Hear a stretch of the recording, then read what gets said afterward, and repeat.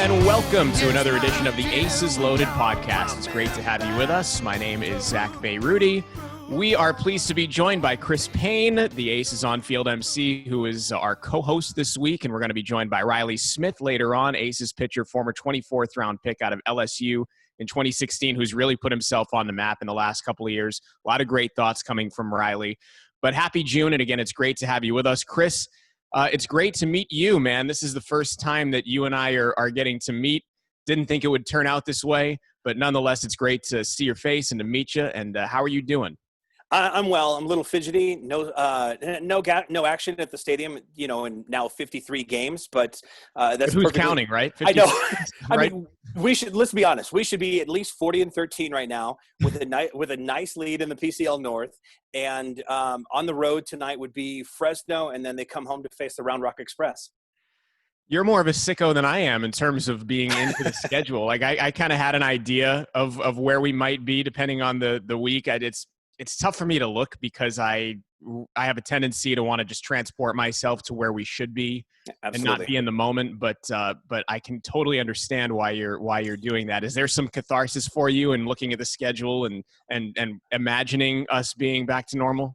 When here's the thing, there are a couple of things. When people at the stadium ask, they're like, "Well, what do you do when there are no games?" My response is immediate.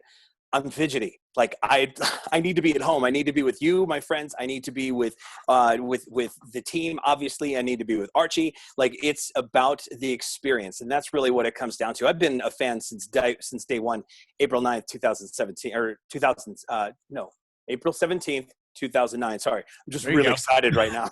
You're good, man. Take us through what you got on there. I see you have the is that the away jersey? This was now starting in the inaugural season. Yes, this was the first year. And it was funny because the gentleman whom you replaced, he saw me wearing this jersey. This is Ryan? Yeah, Ryan saw me wearing this jersey. And he asked me point blank, he goes, "Is that a Josh Weitzel jersey?" Like he was so stunned. And yes, absolutely. I didn't realize you had the double jersey, by the way. That is awesome. So that's a Weitzel jersey? Yeah, so it's a Josh Weitzel jersey. And I mean, Josh was one of my two favorite players on the team. I mean, all the girls at the time in 2009 flocked to Trent Olchin out in left field. Me, Weitzel was the powerhouse behind the plate, and also with the bat too. So yeah, he was the man. And you have is that a Corazones hat? This is now one of the hats. Okay, so fun fact about this one is this hat in particular it came out last year, but I didn't wear it at the stadium at all. And the reason why, there's one reason why, is I like to keep all of the Reno Aces money in-house. Now, caveat to that too, is while I bought this hat at a different retail location, I couldn't wear it at the stadium because if people can't buy it at the stadium, I'm not going to direct Reno Aces money to another place. Mm-hmm. Even though like some of it might wind up going to the Aces later. Sure. I want everything to hopefully stay in-house. I'm that guy. Appreciate you for that. Thank you. And then I love the setup behind you. Are those I see you're all in for ace ball behind your left shoulder, and then you have some figurines.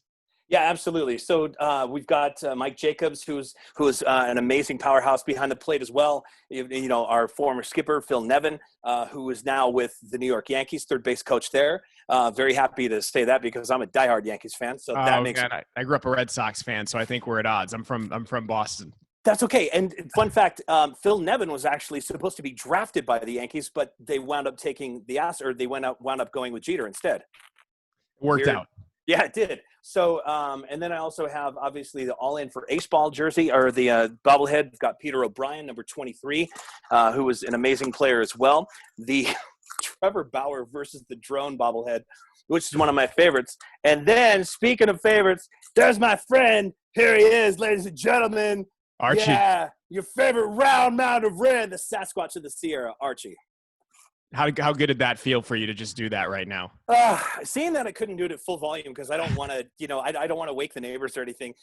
It was good. It was good. It was almost therapeutic, as you said, cathartic. So another jersey making it. So if you're listening, I mean, this is just basically turned into a striptease here with Chris because he's got. Yeah, this is the third jersey now that he's unveiling. It's a yellow jersey. Which one is that? I don't want to pull the headphone cord out, but this is the first responder jersey that we had. And we wore this, I believe, on the last jersey theme night that we had in 2019. So it was really like I was going through my stock of jerseys that I have to wear on the field, because management has me wear a jersey on the field, and then what happens is I'm basically the walking billboard. So people who are in the stands are out on the berm, at the family berm, or they're behind whatever wall, and they can't necessarily get to the jersey. But when I'm going by, when I'm headed to wherever I'm going, they're like, "Oh, let me see the jersey," and obviously model it, and I tell them, "Hey, look, jersey auction's right over there at the top of section 104." That is, I can tell you are phenomenal at your job just in meeting you right now. I'm ready to go out and buy some jerseys, some theme night jerseys. That's what I was thinking of. Thank you. So you've been on field since 2016. Yes. A lot of people want to do that. Not a lot of people get to. Take us through your path to becoming the on-field MC. I will do my best to give you the Reader's Digest version. And long and the short, when the Aces announced they were coming to town in 2008, after they were done in Tucson, and I thought, okay, let's be coming from the Sidewinders to the Reno Aces, and the stadium was being built at 250 Evans, which was across the street from the radio station that I worked at the time at 300 East 2nd Street, which is a parking garage where fans go to park before the game. Mm-hmm. Looking out of my window, I could see roughly 70% of the field from my office. So anytime I was looking out and watching it being built from the ground up, all I could say every single day was, I need to be a part of that in some way, shape, or form. I have to. Baseball is a passion of mine, a huge passion of mine, and being a fan just of baseball in general is a necessity in life. So after the stadium was up and trying to apply, and didn't matter if it was going to be the public address announcer or the on-field MC or something, I couldn't get my foot in the door because all the spots were getting filled. No problem. But I was going to games like crazy. The team knew of my passion. The following year in 2010, they gave me a section of seats right behind home plate against the Colorado Springs Sky Sox in June of 2010. So this is actually a fortuitous time that you have me on, and I appreciate that. Fantastic. It's also my birthday month, so happy birthday! Thank you, an early one at that. But yeah, it's not till the 28th. But I'm excited. So when my friends Austin and Tina were the MCs for the team in 2009, 10, and to the latter part of 11, Tina and her family moved back to Colorado, and then that left Austin to do the job by himself through the early part of 2012. He got a job in Seattle, and he went up there. So I thought maybe this is a window. It opened up. There were some candidates that went in, and they chose a gentleman named Reilly Smith, who is now our public address announcer. Corey was the on-field MC from the mid to latter part of 2012 through the end of the 2015 season. I got a call from management saying, hey, we're going to make a couple changes on the field. We'd like to hire you as our on-field MC. We're going to move Corey upstairs. And, if Corey can come down or whatever, if you guys can swap it up, let's do that. I'm like, this is Corey's house. In my opinion, like, Corey helped put that place on the map. So It was easy for me to say, yeah, absolutely. Corey is, to me, I have full respect for the man. That's a great story, by the way. What have you noticed the difference in the town since the Aces have arrived? Which we got another jersey, which I want to get to. It looks like, is that a Friends themed jersey? Yes, it is. We'll get to that. Yeah. Get to the story behind that in a little bit. Yeah. But what have you noticed the difference in Reno, in the town, since the Aces have arrived? Because you were in Reno before and you saw the whole thing come up from the ground up. What have the Aces meant to the community in your eyes? I think the latter part of the word community and in the word unity is what the Aces have done an amazing job of bringing people together, whether it's somebody's first time in the stadium or someone's 600th time in the stadium, if they're a season ticket holder or if they're somebody who goes to games sporadically. I think the Aces do a great job of reaching out to the fans. They do an amazing job with community relations. They just have an amazing marketing aspect to get to some of the corners in this city that you wouldn't even think like they were there. They were at the Children's Hospital. They're at the food bank. I mean, I helped pack up food at the food bank 2 years ago, and that was a blast. I mean, a lot of people are like, oh man, going up to the food bank like an hour out of town. It's the reward after you're done that, like, wow, we did all of that. I love your perspective, man. And I love the Friends jersey. So take us now through this jersey. You got to be sweating, by the way. I'm so sorry. I didn't realize you were probably sweating when we started this thing. dressed in the layers. But what year is that from? Do you remember? Yes, so this is last year as well, and Vince, who's the head of our marketing team, Vince is a big fan of Friends, and it's not necessarily his jersey per se, as far as I know, but he was definitely the catalyst for the idea to come up with a '90s themed jersey. And granted, when you think '90s, obviously you think Friends, you think Seinfeld, Mm-hmm. the Fresh Prince of Bel-Air. I mean, you have certain icons that are they're staples. Very television rich era. Very much so. And that so when this jersey hit the field, it was a big winner. I mean, from at first, like, oh man, what is that? And then you start to na na na na na na na. By the way, is there going to be any more surprises? Do you have any more jerseys on underneath that? Of course. Okay, I'm waiting for it. I just want to be prepared. Take us through your favorite memory since you become on-field MC. Do you have one that you could isolate? Wow, I do actually. And it was 2 years ago on field. It was a televised game. Conrad Schmidt, former Reno Aces All-Star, and Alex Margulies from NSN. They were Who was our co-host last week, by the way, Alex? Yes, and they were up in the booth. It was a Sunday game. I remember this vividly. We have these giant tricycles that are designed for kids to ride. I mean, adults can ride them, but it's more fun to watch kids. So we put these two sisters, these siblings, I think the age separation was like 2-3 years apart or whatever. We had them wear giant clown shoes and sombreros while trying to ride the trikes from first around second over to third. One of the sisters made it with ease while the other was struggling to get around second. I'm watching the clock on the field, knowing that the clock is ticking down. We're at about 37 seconds, knowing that we have to be off of the field. Mm-hmm. Everything has to be up, clean up and ready to go by 25. That gives me 12 seconds to move. So without hesitation, I just go booking it. Like, you hear people in the crowd like, come on, like cheering her on, like, let's go. And like, I just jumped with the adrenaline, ran over to her, and I said quietly, while I put my mic under my arm here to hold it so I could talk into it while pushing her on the trike.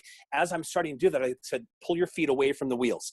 And because she couldn't get traction with the clown shoes. So I threw the mic here, put my clipboard that I have my stuff here, and I'm pushing her, and she's steering while I'm talking into the mic, and she's steering, and I'm chasing her basically off of the field on the tricycle. And, the whole place comes unglued with laughter. Promo team gets the trike off the, like, everything is cleaned up at 25. I took a deep breath, and I looked at everybody right there in section 103 that I was looking at, and they're just looking up at me. I go, oh, that was a rush. What's next? And they started, they laughed. And so apparently that moment was so good that there was luckily a quick little window for Alex and Conrad to have an instant replay of that on the TV. I didn't know that until later, after the game was all over. I'm glad they caught that on TV. That's a phenomenal thing to catch on TV for you, considering all you had to do to get that in. Thank you. And to me, it's like kids are such an integral part of the game. Mm-hmm. And we get to see a lot through their eyes. We get to, I mean, yes, we're all kids at some point in time, but they're the ones who find ways to see things that we don't at times. And so to watch everything through her eyes and to see, like, oh man, I'm having so much fun, and her, feet were out and she was riding the trike, and it was just a good time. And I love, whether it's our hot dog race from third around second over to first, whether it's a pie eating contest, water balloon fight, build a burger, whatever it is, when the kids get involved, it's that much more exciting. What's the key to successful fan engagement when you're in your position? Because there are a lot of philosophies on this, and I've seen many different on-field or on-court MCs over the years. You're phenomenal at it. What in your mind is the key to being able to engage properly?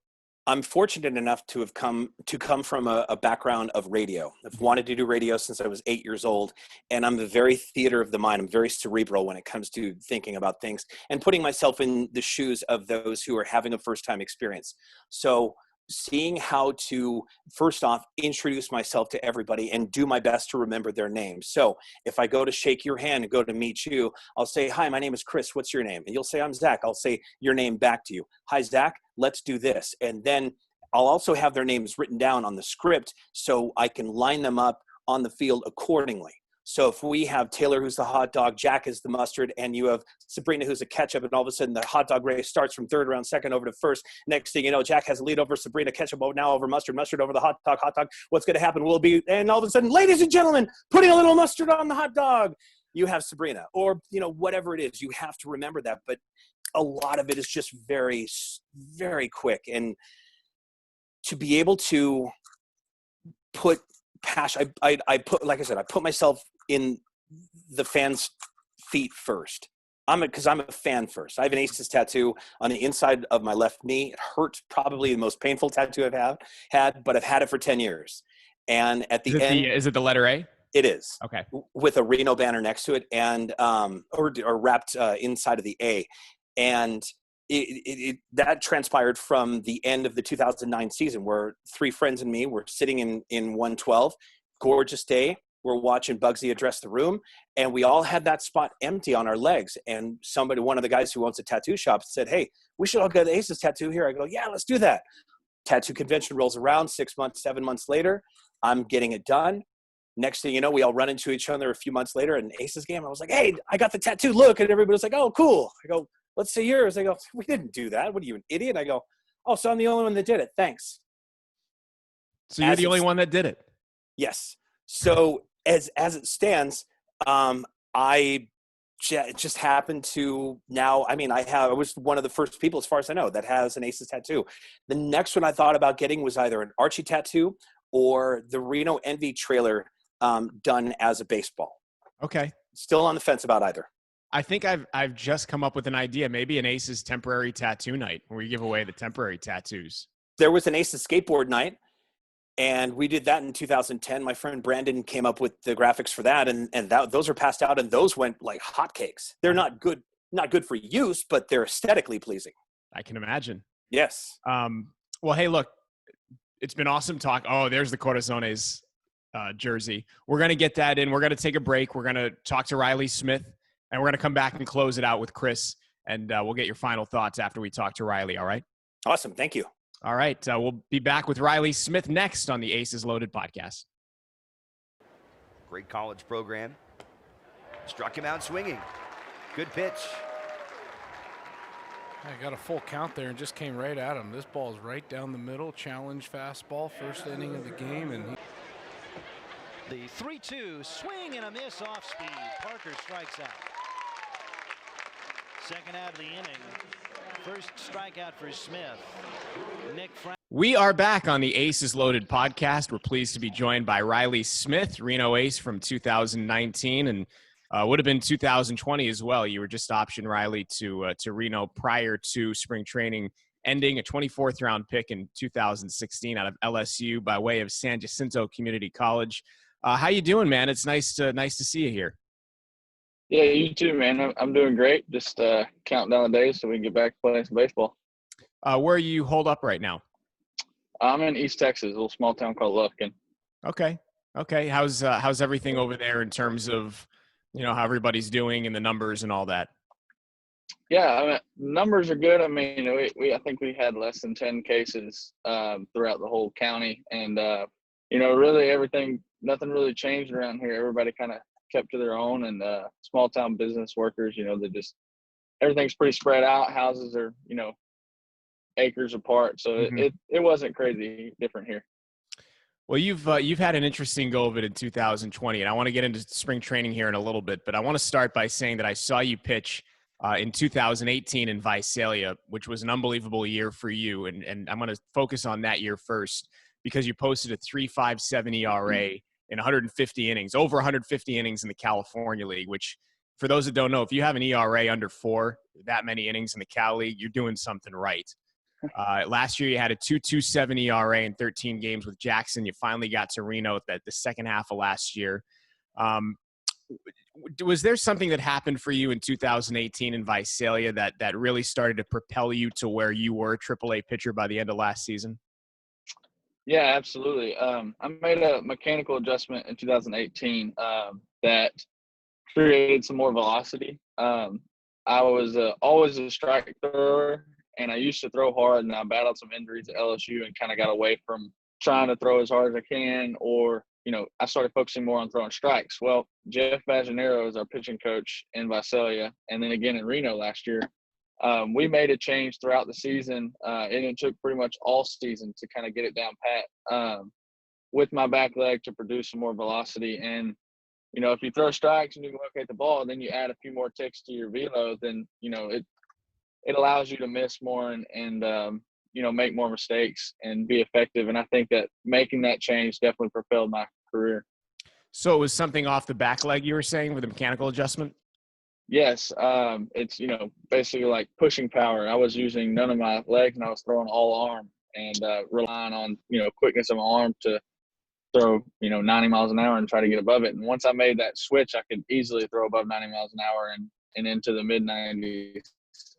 And it definitely helped a lot. Did you expect to have the type of success that you did last season to where, you're with Jackson and you have a sub 2.5 ERA and all of a sudden you find yourself in the PCL. Did you expect that for yourself last year? No, I've kind of had this, honestly going into last year, I was like, shoot, this is my 40-man year. Let's go and try to show out. And I didn't even think about it again until August, which was a blessing because, I can be a nervous wreck sometimes whenever I start trying to press on things. But Sure. No, I just I try to take it year by year, man, level by level. I've never tried to just shoot through the system. I wanted to take each year one level at a time, and I've done that up until last year where I got to go, to Reno as well. So my goal out of camp was to go to Jackson and to beat that level that season and hopefully start the next year in AAA or the big leagues. And I didn't really even think that I was going to get promoted until I did get promoted. So it was a blessing to be kind of blind to the fact that I was throwing well enough to be promoted. Well, as I mentioned, you started in big league camp this year. Before COVID, you appeared in a game. You were optioned to Reno shortly thereafter, and then everything came to a screeching halt. But what was that experience like, being invited to big league camp and getting into a game there? Yeah, it was awesome. It was kind of I backed up a game this season, the spring training before, and got in that game. So the nerves of being on that field for the first time wasn't as prominent as it should have been. But, getting to go into big league camp and especially getting Bumgarner, he's a country boy, getting to pick his brain, and we're kind of a lot alike as far as where we come from and where we're raised. And, getting to pick some of the older guys' brains and experience that, it was awesome. What was that like interacting with Madison Bumgarner? Yeah, you see one side of Bumgarner from the other side of the field, and it's the side you don't want to see. The pissed off Mad Bum guy, but Sure. He's a good guy and he's serious. He takes his job serious, and that's why he's one of the best to ever do it. And it was cool. It was nice to see the other side, the one that doesn't hate you. I can imagine.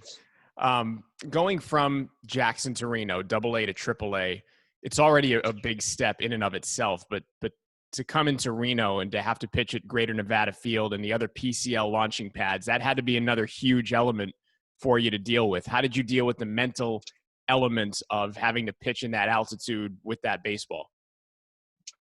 I tried to not think about that and try to just keep the ball down. The biggest difference for me was the guys that were there.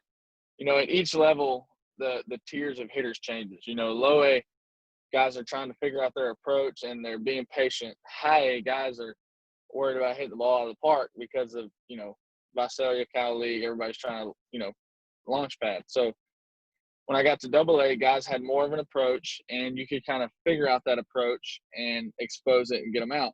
But once I got to Reno, guys had an approach, guys could hit the ball out of the park, and guys were really good at putting swings on the balls that they're not good at hitting. So it just became a little bit tougher to maneuver and expose those weaknesses because their weaknesses were little to none.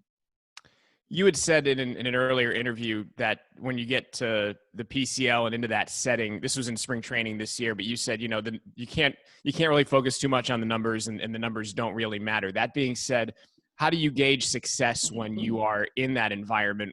But, just kind of like the Cal League, where you're in a place, the ball's going to fly. Even if you get hit around a bit, how do you gauge success in that setting, if that makes sense?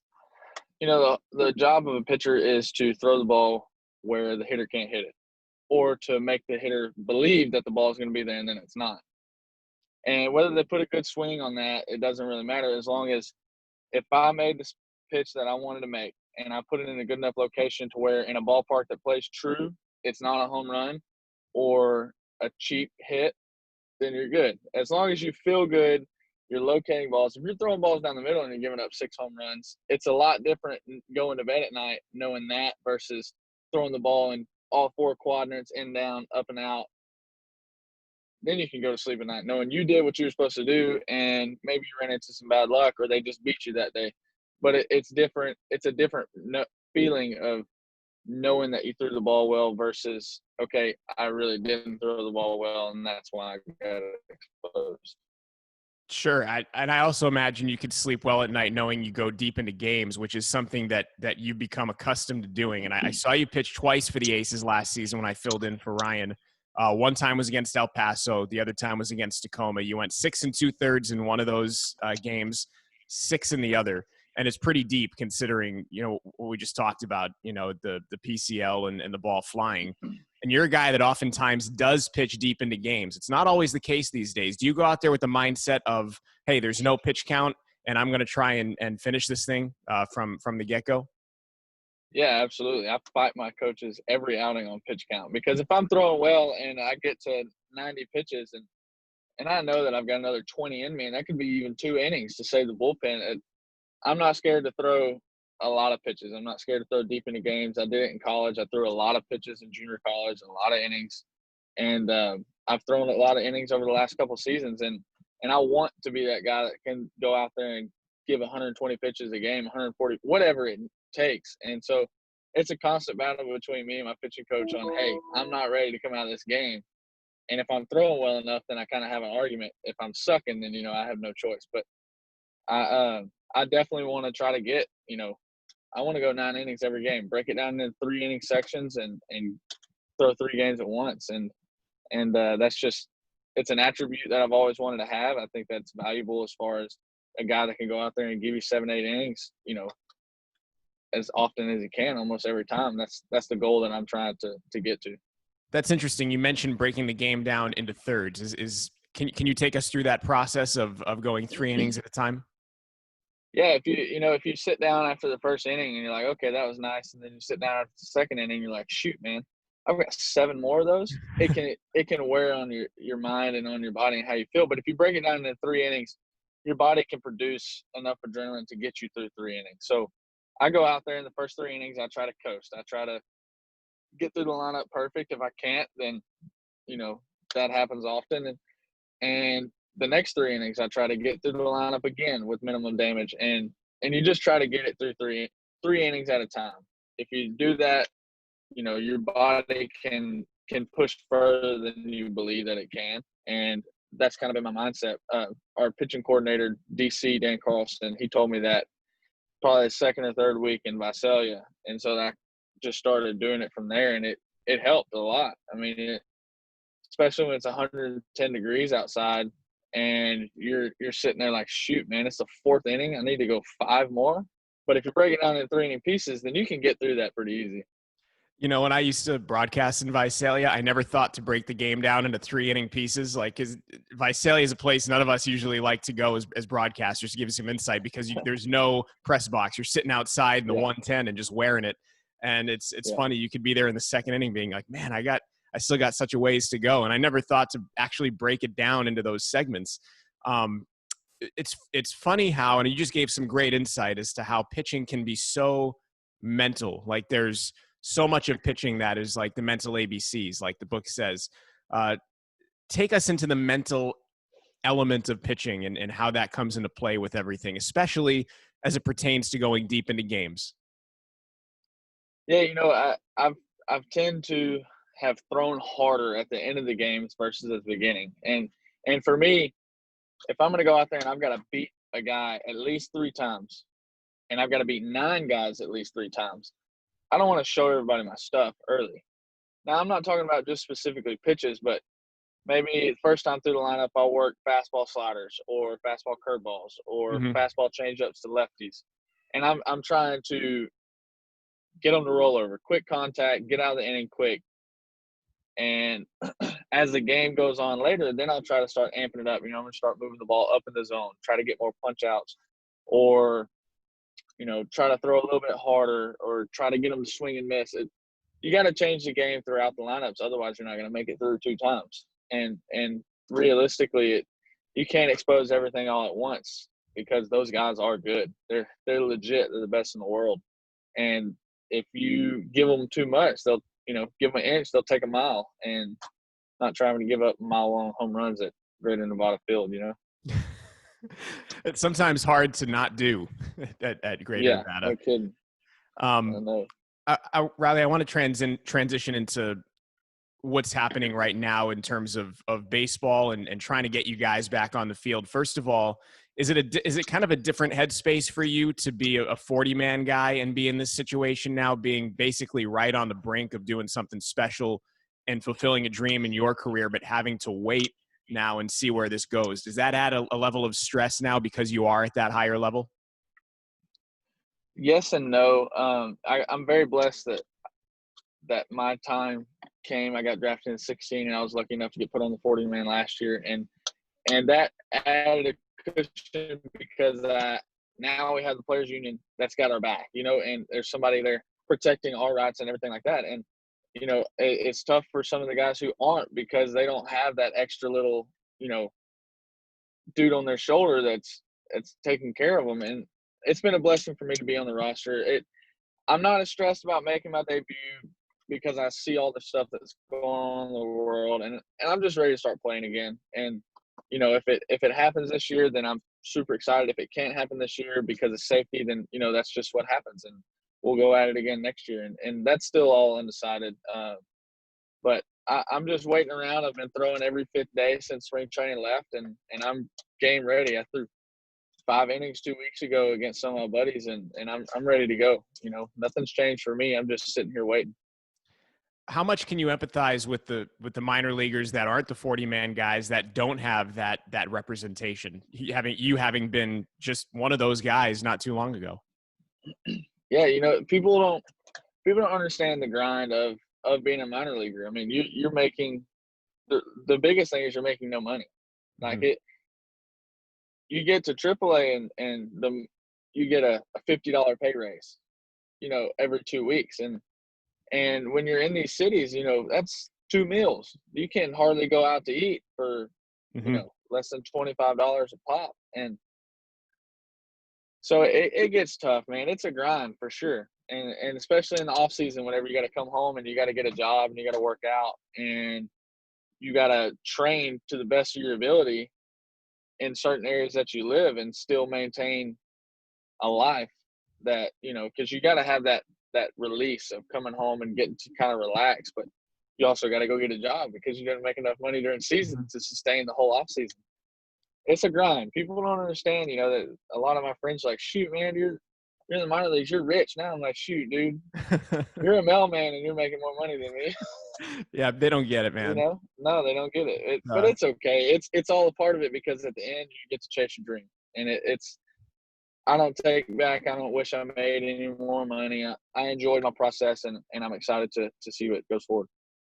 I've asked some of your teammates this, but would you feel comfortable playing? And what are your thoughts on the safety of getting back out there? And I know you're in an area that has been relatively unaffected by COVID. I'm in a similar situation here in Central California where it hasn't been that bad. But what are your thoughts? And do you feel like there should be any measures to make you guys feel more comfortable out there once you start? I don't have as much of a say so. It scares me, not for me, but for like my grandparents or my parents or anybody that has health risk. If I don't know what should be done, that's why I'm just paid to pitch, and I'm not smart enough to figure out what needs to be done. And I want to play. If it puts people at risk and we can't play, then I understand. But if there is a way to get it done and it's safely, and then I would love to. I know that there's other people that have families. I'm single. I don't have a wife or kids, and I don't have anybody that I have to worry about necessarily of me directly affecting, versus people that have a family and have to come home to their kids, and there's no telling what they have been exposed to that day.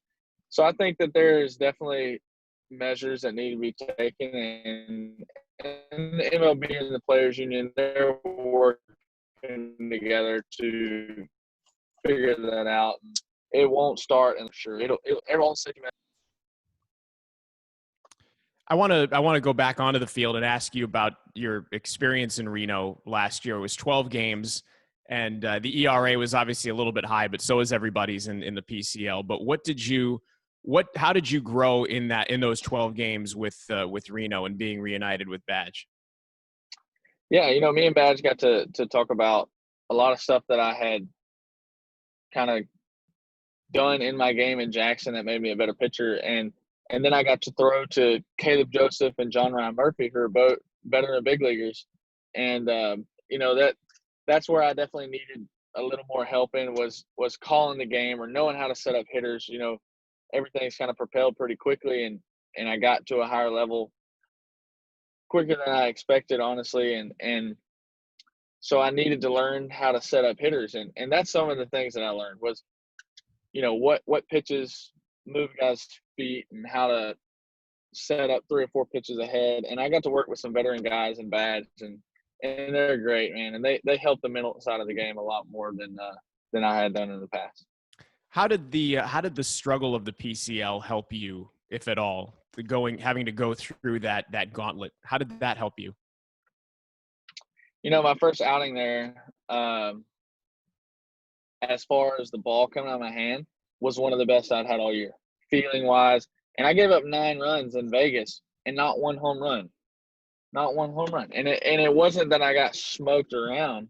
It was just that's when guys were putting better swings on balls that were still in good locations. And I was like, oh, shoot, okay, I'm going to have to be pins and needles here and make sure that I don't, leave anything fat because they're going to hammer it. And, the PCL, if you have an attitude about it, it'll eat you alive, 100%. It will make you miserable. I've seen guys get miserable, and I kind of have a positive attitude, man. I was happy to be there. I was so happy to be there. And I loved Reno and loved the field, and I just like traveling around and playing. And so it didn't affect me as on the mental side of things. It's like, okay, I just gave up a home run to dead center on TrackMan. It showed 330.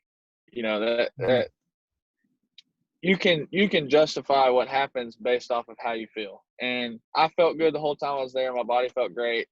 The ball was coming out. I was making good pitches, and there was some unfortunate events. And there was sometimes Chris Shaw took me deep 3 times in my last game, and they were on good pitches, and they weren't cheap shots. He hammered them. And so there was definitely, some of the things that happened that you just have to throw under the rug. And there was some like, okay, I need to be better. And I enjoyed every minute of it, man. That's awesome, man. Before we let you go, last one. What was your favorite moment from your 12 games in Reno last year? If you could isolate one. I threw on July 4th in Reno, and it was my first home game, and it was sick. I borrowed Alex Young cleats, and they were like blue and red and white, and they were sick, and I looked awesome, and the fans it was awesome, man. It was a cool experience. That was definitely my favorite one. That's awesome, man. Well, I hope you get some of those experiences again soon. I'm excited to get back. I know we all are. I appreciate you coming on, Reilly, and hope to watch you pitch soon. Yes, sir. I appreciate y'all having me. Thanks, man. That is Reilly Smith. We'll come back to close out the Aces Loaded podcast after this.